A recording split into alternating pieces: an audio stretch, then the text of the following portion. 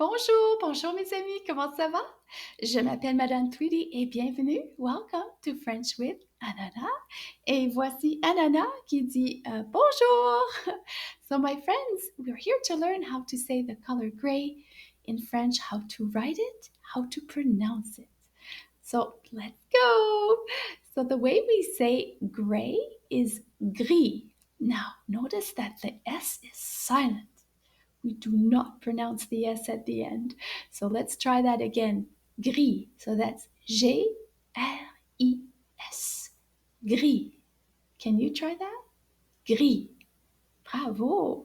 So if you're talking about something that is feminine, like iguane. So iguane is a feminine word.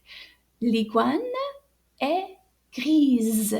Now, did you hear the difference in the ending? We're making it sound like a Z, grise. So we added an E because an iguane is a feminine word. L'iguane est grise. Good job. Now, if you were to have a masculine object like un ordinateur, then you would say l'ordinateur est gris.